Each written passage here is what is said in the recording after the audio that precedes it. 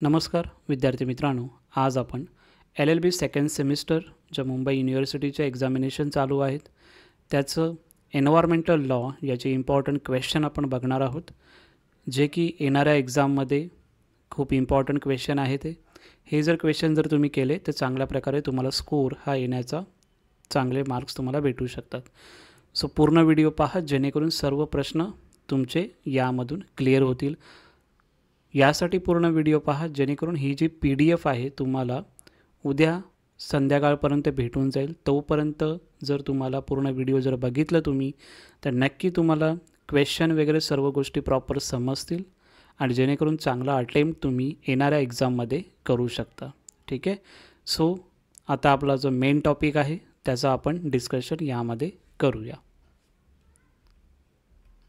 Environmental law semester 2 important question 2024 याचं 1 सेंटेन्समध्ये जे question जे इम्पॉर्टंट आहेत त्यामध्ये जर आपण बघितलं तर define occupier as a define under environment protection act 1986 म्हणजे पर्यावरण संरक्षण कायदा अंतर्गत परिभाषित केल्यामुळे कब्जादार परिभाषित करा. जे मी तुम्हाला हायलाईट करून दिलेले आहेत ते पहिलं करा, त्यानंतर मग जे हायलाईट तुम्हाला करून नाही दिलेलं आहे ते तुम्ही क्वेश्चन नक्की करा. ठीक आहे. सेकंड क्वेश्चन आहे की what does article 51A(G) of the constitution of India right to impacts climate change on the environment. त्यानंतर नेक्स्ट क्वेश्चन आहे basic objectives of Kyoto protocol. Next question आहे जर एन्व्हायरमेंटमध्ये जर आपण बघितलं वन लायनरमध्ये तुम्हाला एज्युकेशन इन्स्टिट्यूशन जे 2000चं आहे ते तुम्हाला करायचं आहे. Stream water act 1974, trophy under wild life protection act 1972. जर यामध्ये जर आपल्याला डेफिनेशन विचारलेलं आहे तर डेफिनेशन आपल्याला यामध्ये प्रॉपर लिहायची आहे आणि व्हॉट इज द म्हणजे यामध्ये समजा म्हणजे काय असं जर विचारलेलं आहे तर त्याच्यामध्ये डेफिनेशन न लिहिता तुम्ही नॉर्मल तुम्हाला जे माहिती आहे ध्वनी प्रदूषण नियमाबद्दल शैक्षणिक संस्था ते तुम्हाला त्यामध्ये मेन्शन करायचं आहे. नंतरला नेक्स्ट जो क्वेश्चन आहेत वन लायनरमध्ये एक्सप्लेन द प्रिकॉशनरी प्रिन्सिपल. त्यानंतरला define occupier under the air act 1981. हा क्वेश्चन जर आपण बघितला क्वेश्चन नंबर 1मध्ये तो डिफाईन ऑक्युपायर तो क्वेश्चन डिफरंट आहे. याच्यामध्ये एअर ॲक्ट हा जो आहे हा डिफरंट क्वेश्चन आहे. तो एकदा तुम्ही चांगल्या प्रकारे बघून घ्या. हजार्डियसचा जो क्वेश्चन आहे तोही सुद्धा इम्पॉर्टंट आहे. ठीक आहे. आणि क्वेश्चन जर आपण बघितलं वन लायनरमध्ये तर सॉलिड वेस्ट मॅनेजमेंटचा जो क्वेश्चन आहे तो जो क्वेश्चन आहे तो क्वेश्चन आपल्याला वन लायनर किंवा लॉंग आन्सरमध्ये आपल्याला येऊ शकतो. त्याच्यात पुढे तुम्हाला मी सांगणारच आहे. त्यानंतर आपण वन लायनरमध्ये जर बघितलं आपण तर अगेन आपण डिफाईन ऑक्युपायरची ही जी डेफिनेशन आहे ते बघतो आहे. त्यानंतर what is climate change, objective कोणते आहेत एन्व्हायरमेंट प्रोटेक्शन ॲक्ट 1986चे.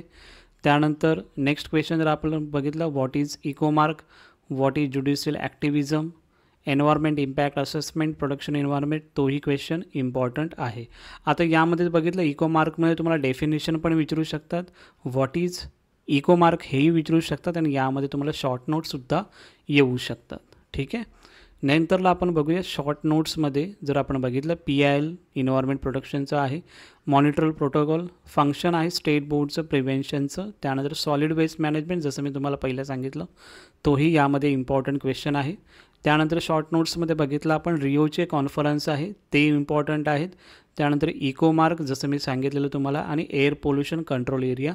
त्यानंतर शॉर्ट नोट्समध्ये जर अजून आपण बघितलं तर factors affecting quality in environment आणि प्रिकॉशनरी प्रिन्सिपल. त्यानंतर लाँग क्वेश्चनमध्ये जर आपण आता बघितलं तर define environment, explain the components environment and the factors affecting quality. त्यानंतर सायलेंट फ्युचर्स आपल्याला विचारतात स्टॉकहोम कॉन्फरन्सचे. त्यानंतर आपल्याला सेंट्रल पोल्युशन जो क्वेश्चन आहे याच्यामध्ये क्वेश्चन जर आपण बघितलं तर याचे आपल्याला फंक्शन विचारलेले आहे सेंट्रल पोल्युशन बोर्ड कंट्रोल बोर्डचे, म्हणजे जे केंद्रीय प्रदूषण नियंत्रण मंडळ आहे त्याचे तुम्हाला विचारलेले आहे. त्याचं तुम्हाला आन्सर द्यायचं आहे. कधीकधी स्टेटचे पण विचारतात. सो हा जो क्वेश्चन तुम्हाला दिलेला आहे तो तुम्हाला करायचा आहे. पॉवर्स कोणते आहे सेंट्रल गव्हर्नमेंटचे एन्व्हायरमेंट प्रोटेक्शन ॲक्ट 1986नुसार ते तुम्हाला क्वेश्चन विचारणार आहेत. डिफाईन सस्टेनेबल डेव्हलपमेंट आणि इव्हॅल्युएट सायलेंट फ्युचर्स हा एक क्वेश्चन करा. ऑफन्सेस आहेत आणि पेनल्टीज वॉटर ॲक्ट 1974 सुप्रीम कोर्टचे जे काही प्रोव्हिजन आहेत एन्व्हायरमेंटच्या रिलेटेड ते तुम्हाला करायचं आहे. Silent futures wild life protection act 1972 हे तुम्हाला करायचं आहे. नंतर आपल्या लॉंग क्वेश्चन जर बघितलं तर तुम्हाला सायलेंट फ्युचर्स वॉटर जे काही ॲक्ट आहे, जो प्रिव्हेन्शन कंट्रोल पोल्युशन ॲक्ट, तो तुम्हाला करायचा आहे. रिओचं जे डिक्लरेशन आहे ते काय होते ते तुम्हाला त्यामध्ये करायचं आहे. आणि जर बघितलं आपण तर एवढे क्वेश्चन तुम्हाला इम्पॉर्टंट आहेत. याची PDF उद्या इव्हिनिंगपर्यंत तुम्हाला भेटून जाईल. पण त्यासाठी जर तुम्हाला क्वेश्चन पाहिजे असतील तर पूर्ण व्हिडिओ पहा, जेणेकरून तुम्हाला सर्व गोष्टी क्लिअर होतील. आणि तुम्हाला जर रिटर्न करायचं असेल तर तुम्ही लिहू पण शकता हे क्वेश्चन. ठीक आहे, एवढंच होतं या व्हिडिओमध्ये.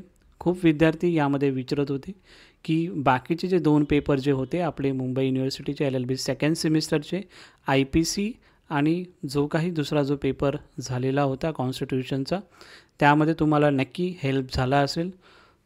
आणि हा जो तुम्हाला जो क्वेश्चन जे दिलेले आहेत एन्व्हायरमेंटचे, हे पण question as it is reflect तुम्हाला येणाऱ्या एक्झाममध्ये नक्की होतील. ठीक आहे, त्यासाठी हा चॅनल सबस्क्राईब करून ठेवा, व्हिडिओला लाईक करा आणि तुमचे जे विद्यार्थी असतील, तुमचे फ्रेंड्स असतील, त्यांनाही पुढे हा व्हिडिओ शेअर करा, जेणेकरून त्यांनाही त्यांची जी एक्झामिनेशन असेल LLB सेकंड सेमिस्टर, ती चांगल्या पद्धतीने त्यांची एक्झाम जाईल. Okay, thank you so much.